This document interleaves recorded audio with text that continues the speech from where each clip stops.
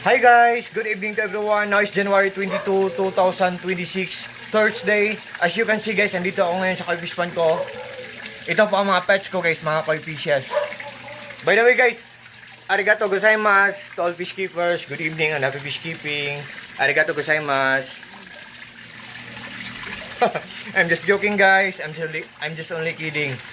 And guys, ito po ang mga pets ko guys, oh, mga koi fishes. Oh.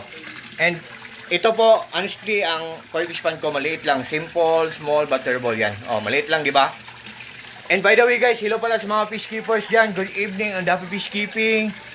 Ito po ang filtration system ko. Pinaglass ko para magandang tingnan. Pinawilding ko para maghang, para mas lalong magandang tingnan.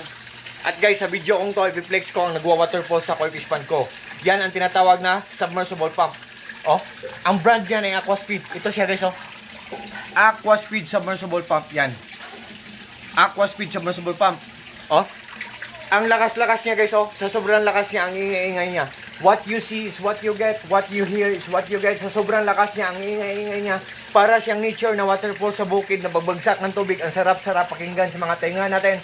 Para tayong nagme-meditate. Ganyan siya kaganda. At sa sobrang lakas niya guys, ang daming bubbles na naproproduce niya o nakikreate niya. At the same time, ang dami ding mababreathe in na oxygen ng mga isda natin sa pond natin or sa aquarium natin. Ganyan kaganda ang Aquaspeed submersible pump guys.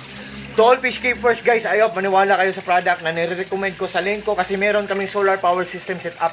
Marami kaming mga solar panels sa bubong namin, sa roof namin.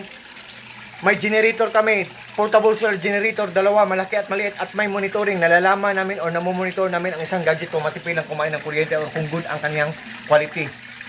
Honestly guys, believe me or not, sa maniwala kayo or sa hindi, zero electric bill kami every month. Wala kaming binabayaran maski piyeso every month na kuryente kasi solar lang talaga ang nagpapaandar sa lahat ng mga appliances namin. Sa buong bahay namin for the whole 24 hours, at solar din ang nagpapaandar dito sa lahat ng gumagana dito sa koi fish pond ko for the whole 24 hours, for the whole day. To all my friends, thank you po sa trust po. God bless sa ating lahat. God bless us all, and that's all.